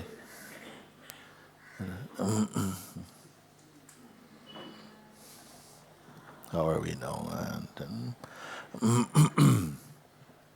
Hello. Hello, Mooji. Hello. My feeling is more for the people who I watch suffer in my day. You watch suffering in the day. My friends, my family. And more so, I know that I'm going to be okay. But it hurts for me to see when the people I love go through so much pain in their life. For instance, like what? One of my best friends, Ben, he just never really lets himself speak how he feels, never lets himself vocalize or let go of all the hard things that are going through his life. His mom is going through a lot of depression, and he just keeps it bottled up. And whenever I offer to talk, instead he'll go out and have a cigarette or do other things that will help him distract his mind from the things that are happening. My mom has been in and out of bodily and emotional pains her whole entire life, and when I see them hurt, it doesn't feel well. Yes, yes, of course not. Of course not. And because you have such a feeling heart for that, then you're also in pain. Yeah. Because of that, you see.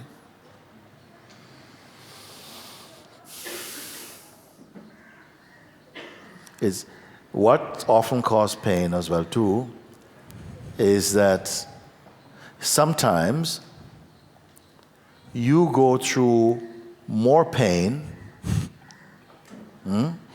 suffering on behalf of the those other who you person. perceive are in pain, than they actually experience through their pain. Sometimes, no? Because they get used to it. Because pain is something of very often, this type of pain you're talking, is a relationship that has grown. It's a way we have of what we believe, and that's how you survive, and that's how you get by. You find your way to deal with it. And life is giving opportunities to be open, to come open, and still nothing else is involved. Something inside, in a way, cooperates with that and chooses that. And so things keep on squeezing and squeezing until at some point, it has to give some way. We are amazingly tolerant for so many things, and it's not that it's only life puts it on us all the time. Some part of it is like that, because there are people who are probably experiencing a similar kind of scenario, but meet it in a different way. You see, so it is something sometimes to do with, maybe ask your friend, what do you what do you feel will happen if you... does he open to you, for instance? Does he tell you what is it? Yes. And then Well, this is already something. I came here, and now he feels like he doesn't have anyone he can talk to. It's okay. It's okay. It's okay. Because if you are there all the time, it may not help him. Yeah. If he just holds on, I only can talk to you. And so, sometimes, and life will come and push him off the edge a little bit in a good way. Because sometimes the thing you think is the worst thing, sometimes produce the best result, you know. But you have to have courage. Maybe if you're all together with your friends and somebody were to say, and I would like to say, everybody, you know, today, I would just like to say so and so and so, and I'd like to introduce you to Ben. Ben, say a few words. And let him die in front of everybody. And then somehow, you know, maybe someone is good like that. They just put you on the spot. And you just think, I'm going to kill you. And then after this, sometimes some things change also. You cannot always just be rubbing the shoulder, and sometimes this is not good. Yeah. You see, and life will come and somehow help you to come out of this, help him to come out of this. But there's another thing, is that it is also important to feel sometimes there's nothing you can do. Sometimes you're put into a situation where there's no help you can offer to the person you love so much. And you have to watch. Many people feel, many parents know this, many partners know this, that you do everything, and that one is still not coming out. Then you have to live with it. Otherwise, you increase your own suffering by thinking, no, I will have to help, and so on. Then also, you are also creating suffering. We have to feel sometimes and respect that this is a life movement, and that perhaps they have to go through this, painful as it may seem to you and to them. But we don't know the background of things and how mysteriously the universe works, that sometimes you have to go through something until you're pushed to that space where you just have to let go of it. We don't know where they come from, where these things come from. But if you are good with this in your heart, you have come to Satsang and be fully imbibing the Satsangs, and you may find that something comes clearly for you as a way in which you can meet those beings and others in your life, rather than coming from feeling sorry for them. You may come from another place now and find that that is much more effective. Don't create any relationship with people who are in a state of suffering. And don't make anniversaries out of your pain. And some people, they make anniversaries out of their pain. Every time at a certain time of the year, they burn candles and stuff to sit there to suffer all over again, something that happens in the mind and so on. And I say, be careful of this, because these things can really, really suck at your life. And you feel that you are mourning the passing of a friend or something like this, but you are not doing anything for their soul in doing that, because they would not want you to suffer like this. You see? So the best thing for them, you be strong in a beautiful way and become wise to these things, because you'll be amazed at how in a situation, you come to a situation, you completely know nothing at all what's going on or what to do, and yet in a moment something happens inside and you find that a way is found and something flows from here. But don't even go with the intention to help. Just go and be. Don't go with the intention, I want to do something, I want to help, because that can somehow create a very strange atmosphere. Just go because he's your friend, you love him and so on. And if they go into some deep depression, don't always hang around. Just say, you know what, I need to go for a walk. I'll see you later, and go. They go, hey man, what are you doing? You say, yeah, I'll see you later. You know? And then you will learn somehow how to be with you, because we have to sometimes train beings how to be with you, isn't it? Sometimes you have to set the pace of how people can spend the best time with you. It is you who help to cultivate the kind of relationship you have with people.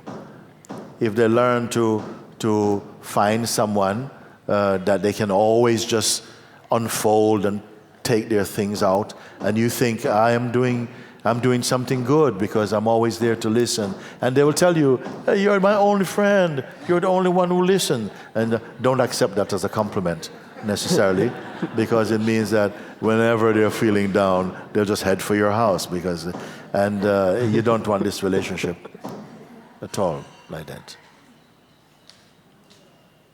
More that they can come to you and find sound advice and know that you love them, but you will not encourage a relationship of dependency or of neediness and so on, that it does not help. You see.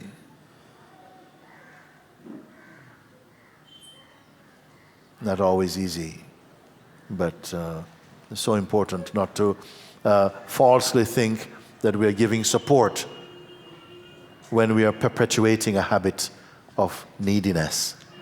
Because some people, they only need one friend, okay? One friend. You are my one friend. But you know what? It's not really a friendship. It's just that they can come and talk to you. And you may feel, oh, but if I go away, they will have nobody to talk to. Good. Good. Go and talk to the birds. Talk to the trees and to nature a little bit. You know? Sometimes it's not so bad thing.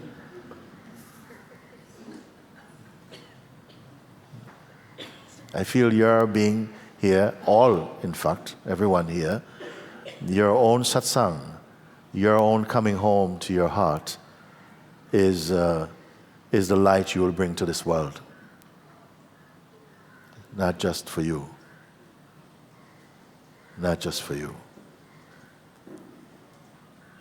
Just like you see a tree, it's bearing fruit, so much fruit, but you never see a tree sitting there eating its own fruit.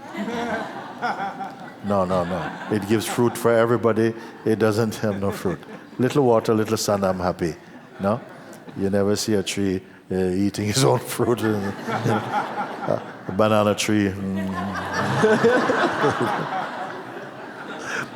You are going to be more and more just your very presence, your understanding, your light shines on so many people that you don't even know that it touches them.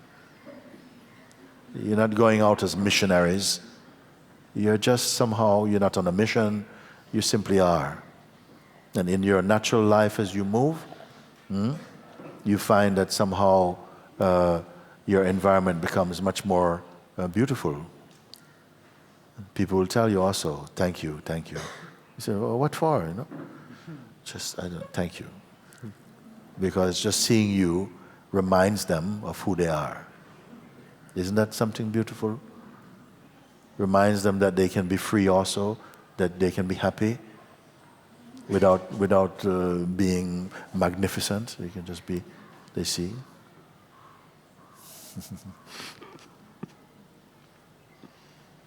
Yeah.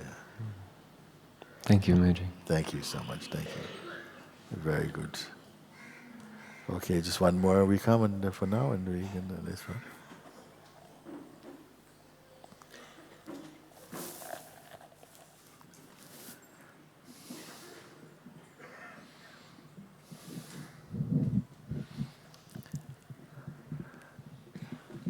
Okay. So my question is it possible to be free, to be happy, to be a tree that bears many fruits if you don't have a good relationship with your mother? If you don't have a good relationship with your mother? Yes.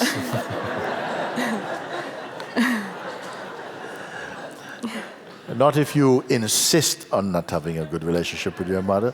If you find that in spite of everything else, the relationship still has space to grow and to, you know. It's amazing though, because some situations that can seem impossible immovable, you'll be surprised at what happens and what can happen as you somehow stop focusing on them and focusing on your own heart's truth, you know?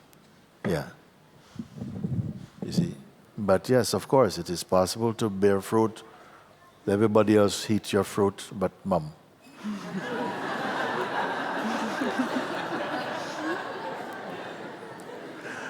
You have to send her some jam.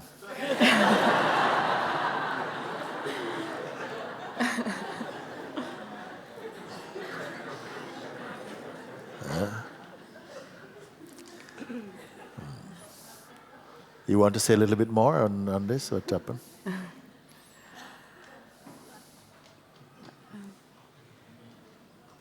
In every relationship, I have to say, even ones where you are deeply in love, whether it is with your family or partner or children or whatever, it is so important to have some space which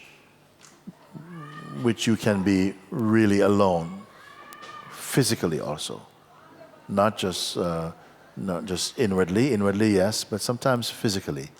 If that's not possible, then it's not possible for the moment, you know. But it is very important. You don't have to. You're not compelled in life to have to get on with your parents or have to get on with anybody particularly. You can be open to this. You must be willing to be open to it. You must use it to research yourself to see, you know, if there's anything really coming from your own self that is contributing to the way things feel. Clear your own conscience about it, and then move on with that. Even if someone don't like you, even if they gave you away as a child or something, and you came and found them later on or something like that, you may find. Don't close the door on things, but at the same time, don't be sitting by the door waiting. You can move on with your life. Thank you. Okay.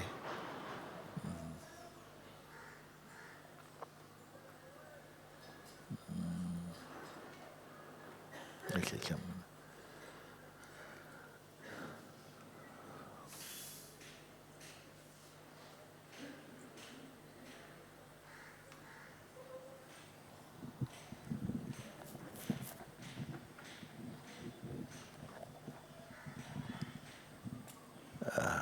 Beloved Mooji, Oh, Namaste. Namaste.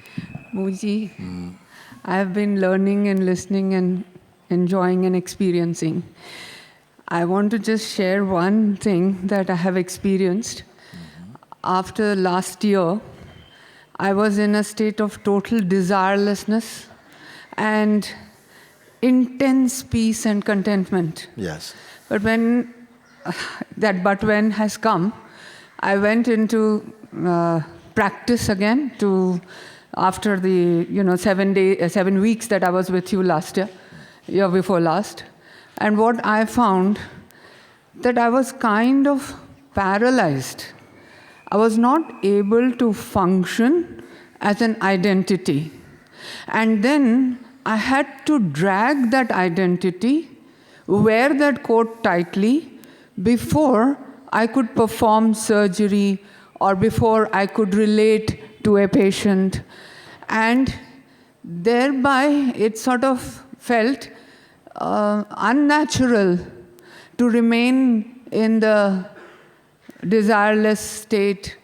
And I found I couldn't function. So every time I do dislocate from that identity, and I can, again, I know that this I, which is saying I can, has not actually, it is the identity which is talking. And that shift, now I can see you function beautifully, even though you are pure awareness. So why can't it happen to me? There is a difference between identity and role. Can I say that is? Yeah. There is a difference between identity and the role that you have to play. It's not the same thing. If you're a doctor, you have to do the work that you have to do. It doesn't mean that it is your identity. It doesn't mean it's not your ego that's doctoring, no? You see? So ego is also something different. And I didn't say it for you to go and work on your ego. That's a big job. I just say for you to recognize your true place, your true position, and where you're looking from. And ego is a far away somewhere down there. Okay? As you look and you confirm, you see? Then you find that gradually a great joy is filling your heart with this, no? Great silence, great peace. And so you continue, if whatever you have to do, the work continues. Some people feel that as soon as they experience, as soon as a profound insight has taken place, a real understanding has taken place, they find no energy. I can't do. They have to do something. They can't. I say, no, this is false thing. It's not the same as identity. The identity is not the one that was doing the role. Consciousness is doing the role. Identity was maybe taking credit for the role, but identity is not the role. You see? So this is an important distinction also to make. And if it is not clear, the egoic mind or the psychological mind will try and hitch a ride on this misunderstanding and say, see, you can't do your job anymore. You're going to have to go and be a baba on the street and things like this, and the poor patients are dying left, right, and center. You can't even hold a needle anymore, like that. You see? But it's not like this. You see that somehow, as soon as something is established now, you've crossed over. You really have crossed over. You're cured of the delusion that you are only this person doing this, trying to get back to the self. You've woken up to the truth that, but I am. And so all that is arising in life, you accept all this. In fact, you accept it in a more beautiful way than someone who's identified with it. You accept the life of change and movement and time and the sense of evolving and the evolutionary expression of consciousness. You accept all of that much more because why? You are not threatened by it. You see? You are the eyes that witness it. You're witnessing it. And even the movement that this body was created to perform also is going on. And the words that are spoken through this mouth and the way that the mind works and so on. You see all of that. But you are not tied to that. You're not identified with that.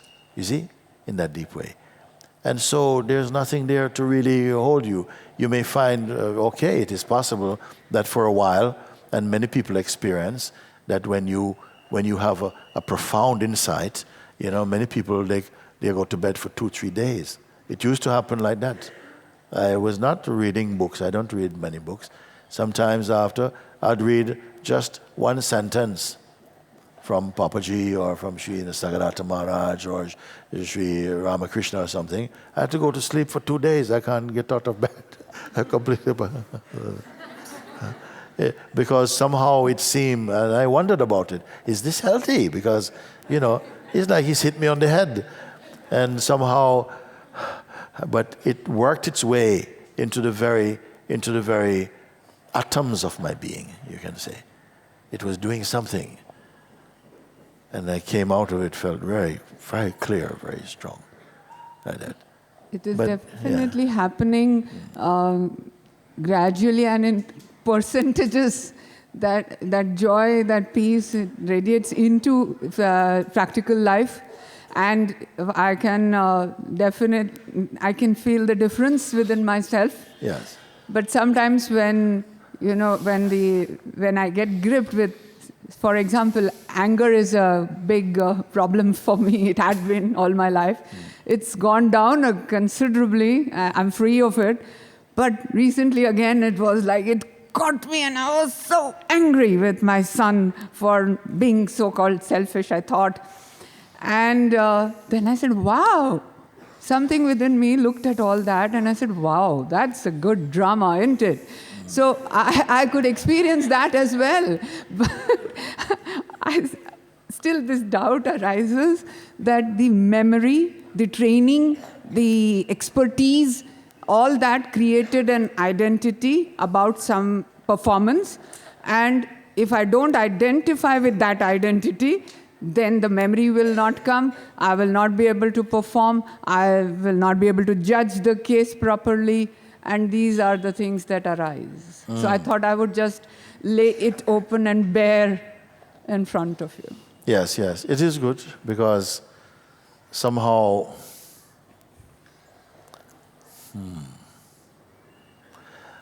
I find there's a place for anger sometimes, but it's not routine anger. Not routine anger, but a good explosion now and again is okay. Sometimes, justifiable anger is okay too. Sometimes something, and then it's finished. Then somebody tells you, yesterday when you were angry, you say, what tried yesterday? You forgot all about it. You see? So there's a place for this also, rather than say, thou shalt not be angry. No. Sometimes you'll have a little burst, and life needs it also, sometimes, not? A truthful expression from there. But if you feel that it now exposes some suppressed thing or something like that, then you have a chance even then to look at it and to say, this is something is going on there. I just want to take a look at it. It is okay like that. And because there's no way to be. You see? Yeah. You find that each day, one thing is also you become less and less predictable as you're becoming more free. New adventures, new things are expressed, but you're not searching for anything. It's just unfolding. And so your husband, your family cannot be bored with you because they can't keep up. This is exactly what happened when I was in a place where whether I was going to resign or not resign and so on. And my colleague just said, Shreen, this was a damn dull place before you came. But Mooji, what is most wonderful is that you accept us in your heart exactly as we are. And that is the example that I follow for myself and for others. Right. That everything is good. This is also okay. That's also okay. We're all okay. Yes. Oh. Yes. Even if it's not okay. Even if it's not okay. It's okay. Thank you, Mooji. Yeah. It's very, very good.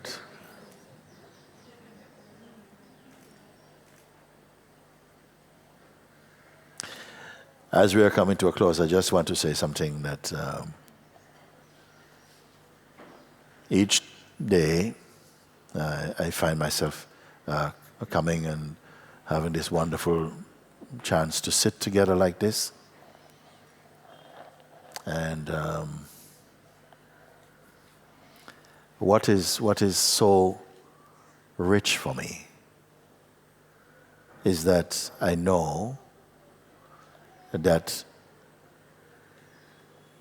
beings are here to awaken.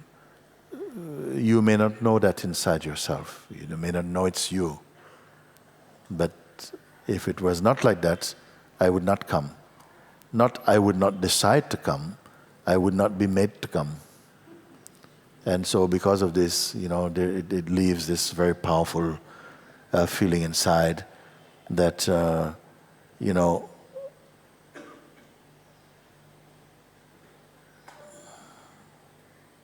first that to remind you of how totally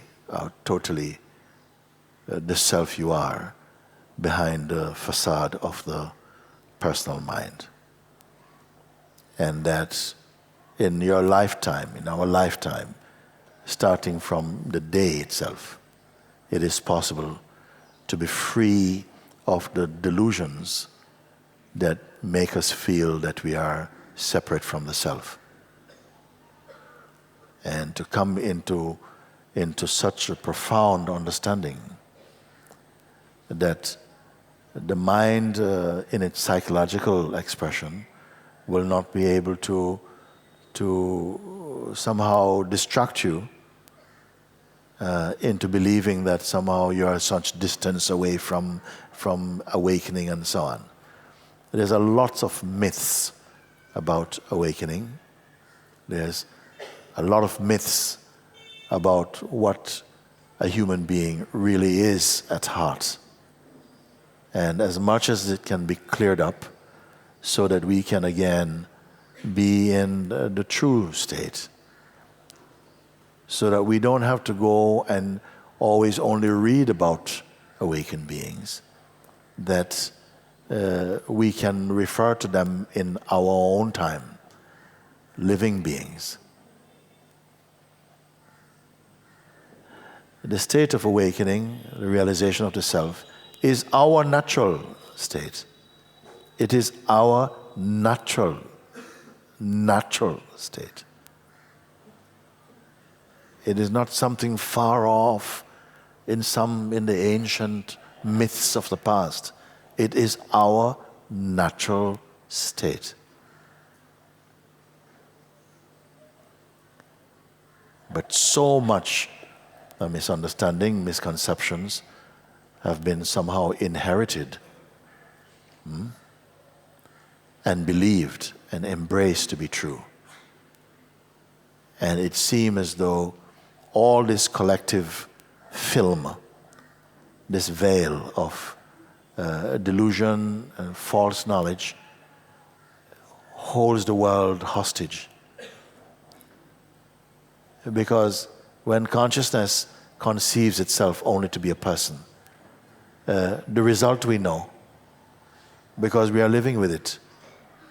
When consciousness recognizes its original nature, the result we have heard, but now we have to know. Blessed is the one whose life is the evidence of this truth. And as I said before, for thousands of years, human beings have come together in groups just like this, sitting on the trees, on top of mountains, by the side of rivers, sometimes hiding in houses and so on, to look into this most important subject. Thousands and thousands and thousands of beings over thousands of years do it, no? Now they've had their chance, and now it's our turn. We are at the forefront of the human wave. It's our season now to learn from them and those who have gone through. The thing which is the most obvious and yet obviously overlooked. And to see who will come through of this. It's not some mighty epic or something. It's just day to day as you move in our simple way. If your heart is somehow really open to this, and you begin to see and feel, not just hear and agree and believe, but actually experience. Satsang is a space to experience what you are hearing, what is being pointed to show that it is no distance. There's no physical distance that separates you from the self. No physical distance. If there's a sense of distance, it's the distance that's created through concepts, not truth. So this is our time now to look. And we should be excited at it. At how simple it is, how available it is. You see? Not how distant, how hard, I'm too old now to get it, I'm too young for it. All this nonsense. Everyone is it. Realizing the self does not suffocate your creative expression. It does not exchange a life of joy and activity for a life of sitting like a stone or something like that. we have to burp out all these stale ideas and come fully into the awakening that I say awaits you within your own self. So on my part, I take it that this is the reason why you come. And I put forward, this is the reason why I'm here also, like that. So some beautiful thing has to come. Even if one awaken fully to it. But I will not be satisfied with one. When I look at you, I will look at you as one. So if you will awaken as oneness, this is very good. So, thank you.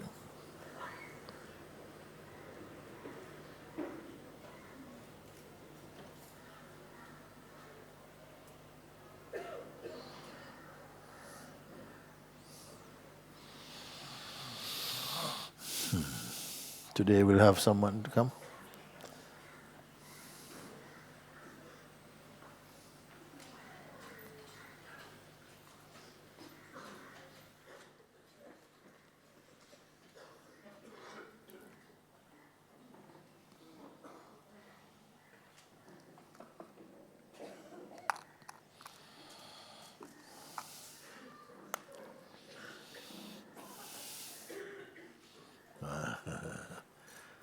Mooji.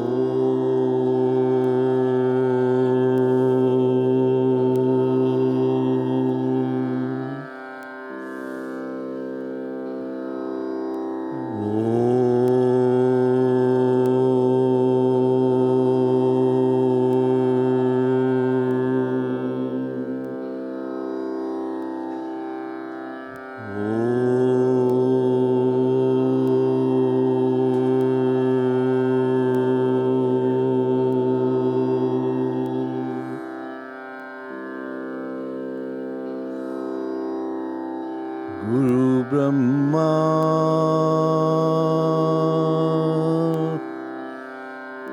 Guru Vishnu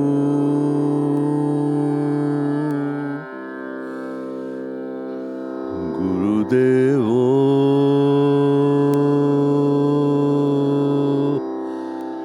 Maheshwara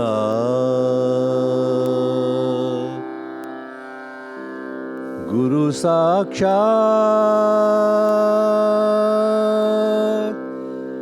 Parabrahma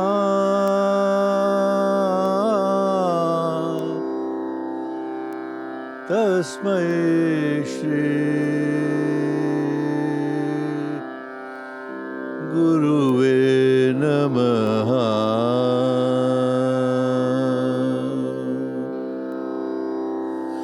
तस्मै श्री गुरुवे नमः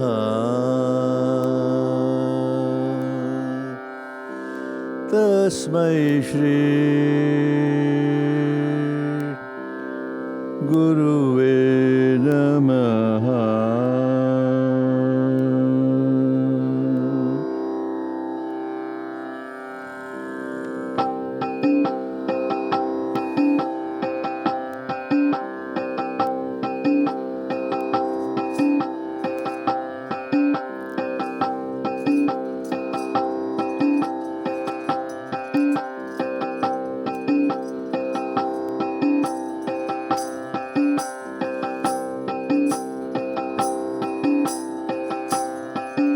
गोविन्दा माधवा गोपाला केशवा गोविन्दा माधवा गोपाला केशवा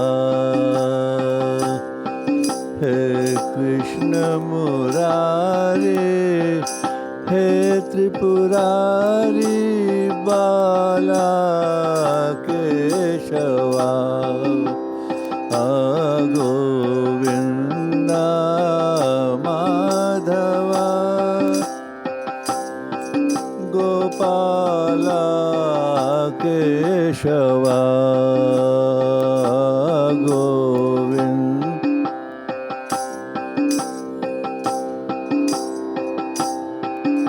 गोविन्दा माधवा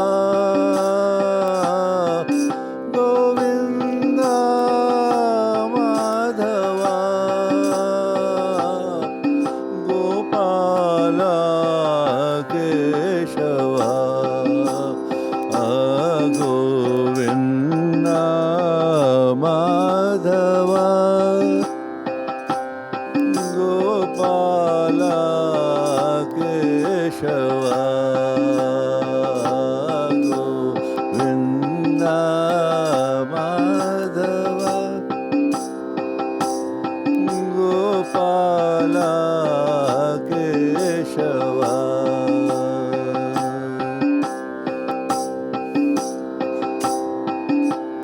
राम राम हरे राम राम हरे राम राम हरे राम राम राम हरे राम राम हरे राम राम हरे हरे कृष्ण कृष्ण हरे कृष्ण कृष्ण हरे कृष्ण कृष्ण हरे कृष्ण कृष्ण हरे कृष्ण कृष्ण हरे कृष्ण कृष्ण हरे कृष्ण कृष्ण हरे गोपाला केशवा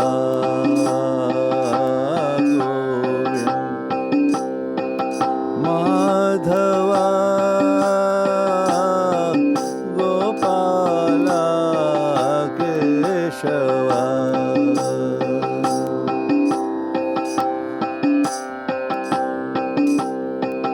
हे मूजी रमणा मेरे मूजी रमणा ओ मेरे मूजी रमणा मेरे मूजी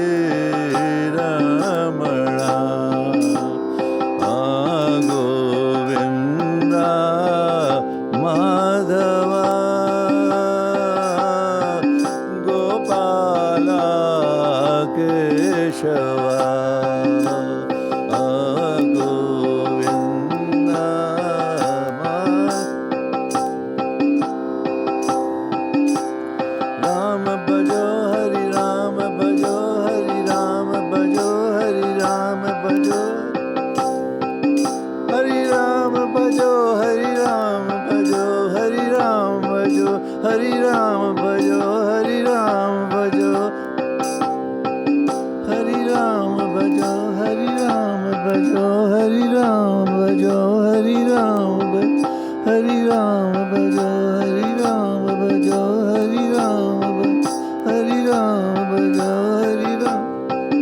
Gopala Keshava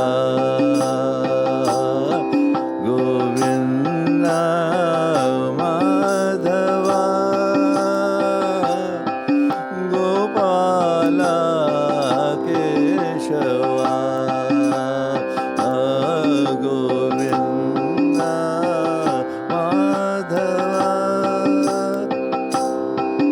Gopala Keshava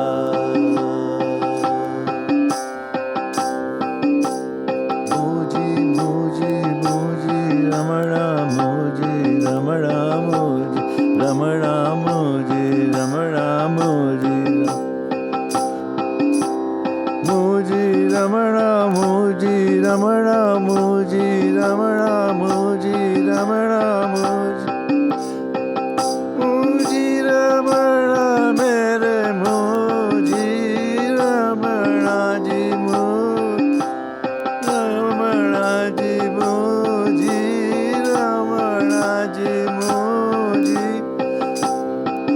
mere Mooji Ramana mere Mooji Ramana Gopala Keshava Govinda Madhava Gopala Keshava Govinda Madhava Gopala Keshava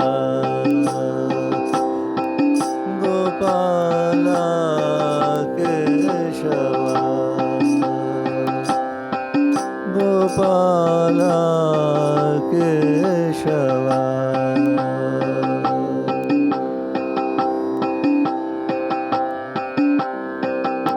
Guru Brahma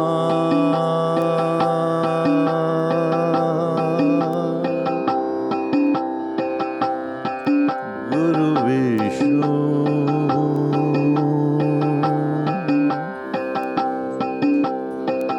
Guru Devo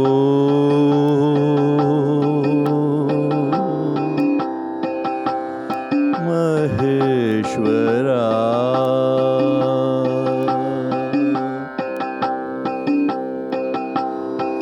Guru Sakshat Parabrahma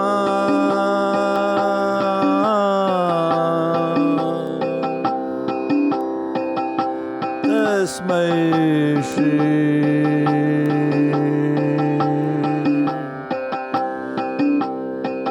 Guruve Namaha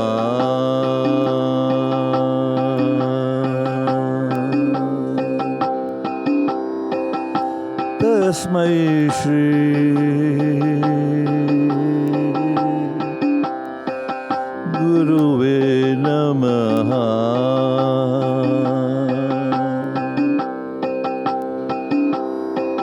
Tasmai Shri Guruve Namaha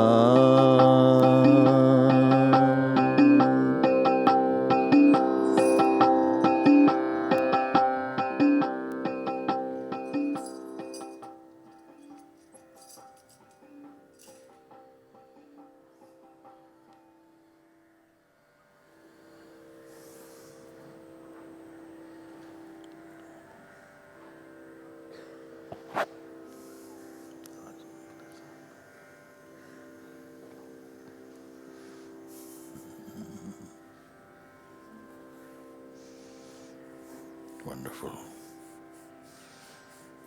Wonderful. Thank you. So good, so good. Thank you.